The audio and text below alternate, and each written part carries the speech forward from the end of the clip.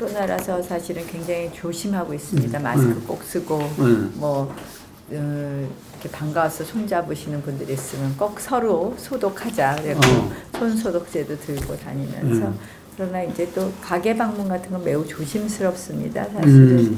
그래서 이제 코로나 하면 때문에 사실은 이 지역 경제가 완전히 붕괴되었습니다. 뭐 사실은 지역 경제뿐만 아니라 대한민국 경제가 붕괴되고 있는데 그래서 이 어려워진 지역 경제에서 뭐가 좀 필요하신지 뭐 예컨대 이제 추경안이 정부에서 발표됐을 때도 뭐 지금 대출로 버티는 정책으로는 부족하다 뭐 이런 소상공인들의 목소리를 좀 전달한다든지 또 어린이집이나 이런 문제도 실질적으로 이 인건비 지원에 관한 뭐 여러 가지 어린이집 원장들의 뭐 의견을 전달한다든지 그런 것을 위해서라도 부지런히 또 선거운동도 되겠지만 실질적으로 지금 코로나 때문에 선거운동이라기보다는 의정활동을 하고 있는 것 같은 느낌도 드는 경우도 있습니다. 그래서 어쨌든 뭐 약국에 길게 늘어선 줄에 계신 분들의 또 목소리도 듣고 하는 거고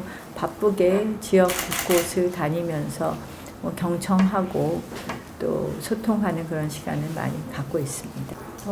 당 차원에서도 처음부터 뭐 중국 경유 외국인 금지라든지 뭐 사실 지금 뉴욕타임스 기사를 봐도 싱가포르, 대만 같은 경우에는 그 조기에 중국 경유 외국인 입국 금지를 해서 실질적으로 확산되지 않고 차단할 수 있었다. 그런 것에 비해서 한국과 일본은 조기 차단하지 않은 그런 사유로 감염원이 확산되었다라는 그런 기사도 있지 않습니까? 그래서 저희는 초창기에 이 초기 대응이 분명히 잘못됐다는 부분을 지적했었죠. 그럼 뭐 그런 것이 어떻게 보면 대안인데 이제 정부와 다른 목소리를 했다면 대안이 없다고 하시는 그런 지적도 있습니다.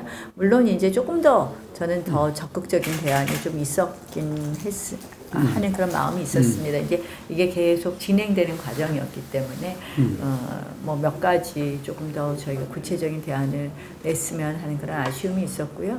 뭐 추경에서도 실질적으로 정말 힘들어하시는 뭐 우리 서민들에게 도움이 되는 거에 조금 저희가 아쉬운 점이 있지 않았나 그런 생각을 합니다.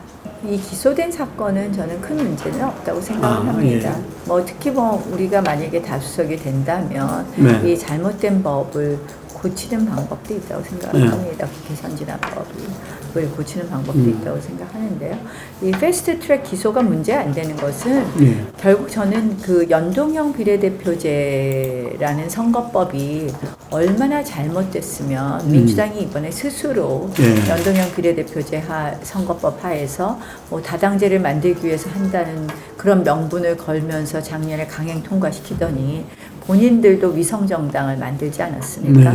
한마디로 작년에 만든 패스트트랙에 올린 법안을 셀프 심판한 것이죠. 그래서 그렇기 때문에 저는 뭐 재판 과정에서도 결국 이 법이 얼마나 악법이었는지 따라서 우리는 그에 대한 정당 방위를 할 수밖에 없었던 것인지를 뭐 구체적으로 그들이 뭐 모든 과정이 불법이라는 것도 있지만 그것을 법원에서 당연히 참작해 줄 거라고 생각을 합니다.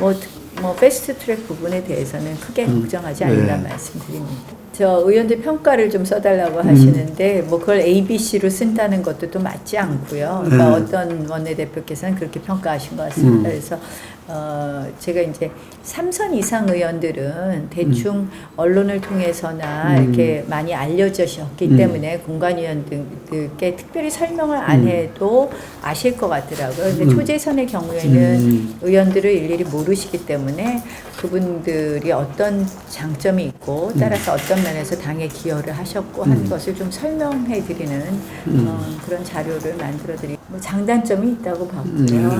뭐 말씀하신 것처럼 중도층 확장이 될 수도 있지만 또 김정일 위원장께서 이제 지난번에 또 민주당 승리를 이끌어 주셨기 때문에 그것이 뭐 꼭 우리 당에 필요한 부분인가 이런 부분에 대해서도 많은 논의가 있었습니다.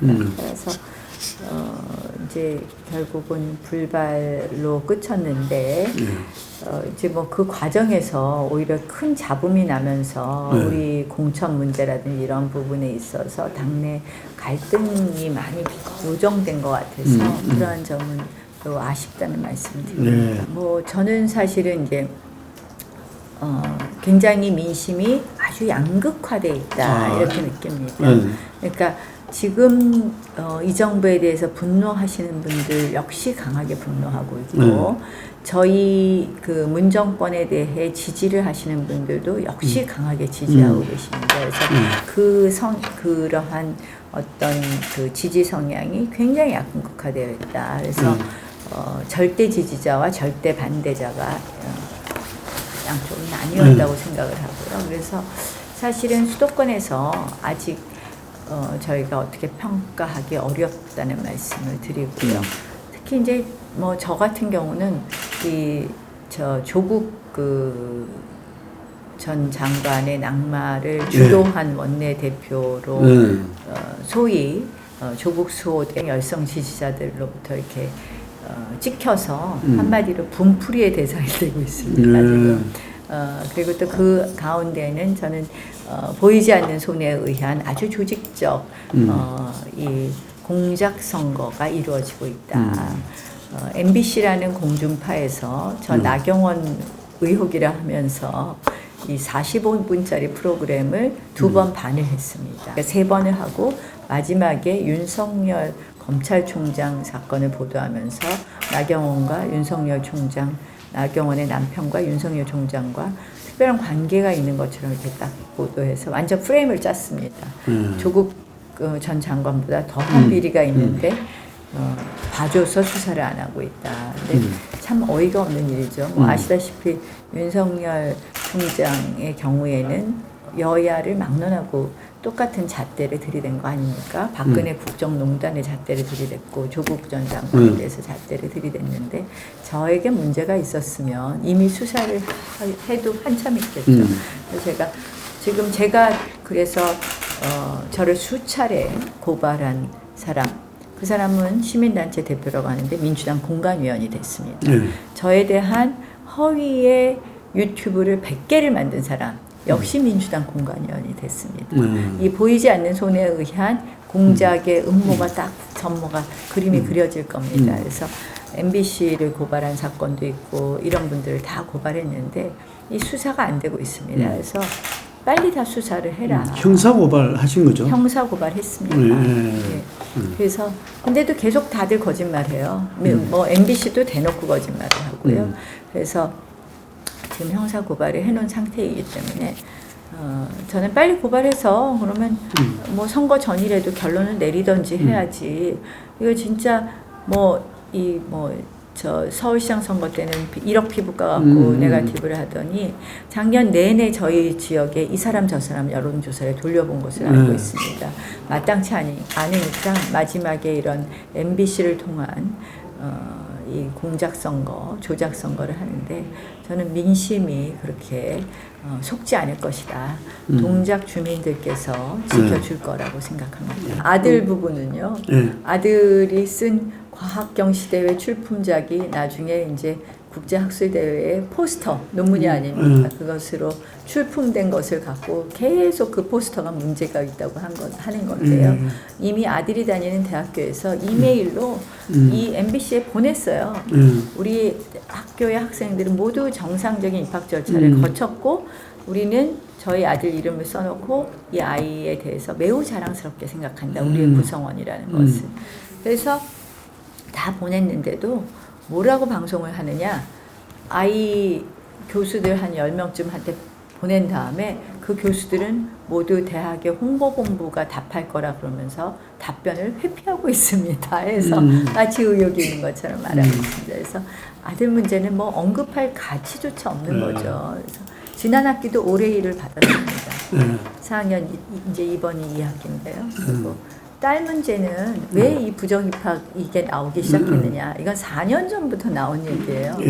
저희 아이가 뭐 아시다시피 이제 다운 증후군 장애인인데 대학 그 입학 시험장에 가서 자기 소개를 하라 그랬더니 우리 엄마는 서울시장 선거를 나간 그 당시에 서울시장 선거 때입니다. 서울시장 선거를 나간 나경원입니다라고 말했다고 그때부터 부정 입학 이야기가 된 겁니다. 왜 신분을 밝혔냐. 근데 장애인의 경우에 신분을 밝힌 것으로 자격을 박탈하지는 않거든요. 특히 지체장애인이 아니라 발달장애인인데 얼마나 터무니가 없는지 잘 아시지 않겠습니까? 그래서 제가 뭐 더 말씀드릴 가치가 없다. 그리고 이거는 이미 수사를 해서 그 당시에 이제 그 기사를 쓴 분이 기소가 됐고 다만 이제 명예훼손에 있어서는 부정 입학 그 사실이 그 허위라고 할지라도 결국은 공인에 관한 거기 때문에 명예훼손에서 처벌은 받지 않았습니다만 이미 이 부분에 대해서는 검찰에서도 다 조사한 내용입니다. 트럼프 대통령이 한국에 어쨌다 이런 말씀하신 것 때문에 영향을 준 것 같은데요. 근데 코로나에 대해서 극복에는 힘을 줘야 되는 게 맞습니다. 정부에. 왜냐하면 지금 굉장히 너무 어렵습니다. 그래서 위기 극복에는 우리가 모든 힘을 같이 해야 되는 거에는 저도 적극적으로 공감합니다. 다만 이 위기를 가져온 것에 대한 우리가 분명한 진단은 있어야 된다. 거기에 정부의 책임이 가볍지 않다라는 부분을 분명히 지적합니다. 그래서 극복에는 힘을 합쳐야 된다는 것은 저도 동의합니다. 그래서 이제 추경을 편성할 때도 역시 어떻게 하느냐의 문제인데요. 어느 계층에 어떻게 줄 것이냐. 왜냐면 저는 뭐 기본소득이나 이런 부분에 대해서는 조금 선뜻 동의하기 어렵고요. 모든 가정에 그대로 줄 수는 없다고 생각을 합니다. 특히 뭐 월급을 받는 입장에서는 월급은 그대로 나오는데 여기다 또 얹어서 줄 필요는 없다고 생각을 하기 때문에 이 부분에 대해서는 좀 더 논의가 필요하다고 생각합니다. 뭐 저는 사실은 특별히 모르니까 알 수가 없잖아요. 동작에 뭐 특별한 연고도 없으시고 동작에서 태어났어요. 강남 4구의 첫 단추를 끼었다고 생각합니다. 그래서 이제 저를 지지하시는 분이나 지지하지 않으시는 분이나 다 일은 잘했어, 일은 많이 했지라고는 시작하시는 것 같습니다. 그래서 그 서리풀 터널 40년 묵은 숙제를 시작했고요. 서리풀 터널 옛날 정보사령부죠. 정보사령부가 이제 이전을 해야지 서리풀 터널 착공이 가능한데 실질적으로 정보사령부 이전이 지지부진했었습니다. 그래서 이 이전이 될 수 있도록 정리를 해드렸고요. 그래서 서리풀 터널을 개통함으로써 상당히 지금 뭐 강남권 진입이 아주 가까워졌습니다. 그래서 이 서리풀 터널 개통의 효과를 더 극대화하는 것, 그것을 통해서 강남 4구를 완성하는 것이 굉장히 필요한 때다. 지금은 그래서 동작은 할 일이 굉장히 많은 곳입니다. 그리고 그 일이 다 녹록치 않습니다. 그래서 서리풀 터널 개통의 효과가 우리 상도까지 오게 되려면 사당로를 확장해야 되고요. 이 동서간의 서리풀 터널이 좀 더 원활하게 이용될 수 있으려면 이제 뭐 대중교통 이런 걸 얻는 것은 물론이고 남북 간에 지금 동작 대로가 막히는 것을 해결해야 됩니다. 그래서 그거는 지금 이제 복합 터널화하는 것이 작년에 KDI 타당성 조사가 끝났습니다. 그래서 사당에서 이수 로터리까지, 또 과천에서 사당까지 이렇게 두 개의 터널이 생깁니다. 그래서 그곳을 이제 좀 속도감 있게 진행을 한다면 남북 간의 교통 흐름이 원활해지면서 이 동서 간의 사당, 서리풀 터널까지 원활해지고요. 이렇게 교통의 흐름이 원활하게 완성된 이후에 할 수 있는 것, 그거는 이제 거기 교육, 그리고 문화, 산업, 이렇게 세 가지 영역이 있다고 생각합니다. 그래서 고등학교 유치라든지 또는 산업이 오게 하는 것, 우리가 테헤란로는 금융단지였다면 우리 사당로는 무슨 4차 산업에 무슨 단지를 만들겠습니다. 뭐 이런 것들이 필요하고요. 그런 걸 지금 준비하고 있습니다. 열심히 소통하려고 노력했습니다. 50대 여성이냐 40대 여성이냐 60대 여성이냐 다 다를 거라고 생각을 하고요. 아무래도 30, 40대 여성의 경우에는 아이들 교육 문제에 관심 있으시고 5, 60대 어머님들 경우에는 동작 발전에 대한 것, 특히 문화체육이라든지 그러니까 사는 것이 좀 편안해지는 것, 그런 거에 제일 관심 있지 않을까 이렇게 생각합니다. 보수 통합의 기세가 생각보다 좀 그런 시너지가 많이 나는 쪽으로는 잘 안 되는 것 같은 느낌도 들어요, 사실은. 근데 이제 지금 제가 보면 그러나 유권자들의 마음에 민주당만 빼고는 네. 계속 울림이 있는 것 같습니다.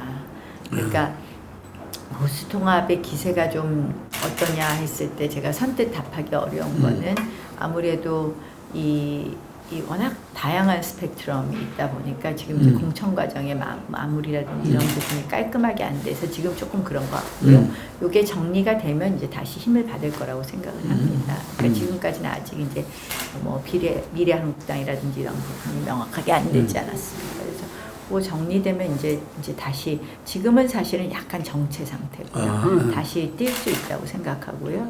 결국은 4월 15일만 기다리는 국민이 굉장히 많다. 그래서 그거를 우리가 민주당만 빼고가 4월 15일 총선에서 표현되지 않을까. 아무래도 당선된다면 이제 5선 중진 의원으로서 정말 할 수 있는 역할이 많다고 생각을 합니다. 특별히 뭐 나는 뭘 하겠다라기보다는 이제는 큰 정치인으로서 크게 할 일이 많다라는 말씀으로 대답을 대신하겠습니다. 전당대에서 역할도 있고 여러 가지가 있습니다.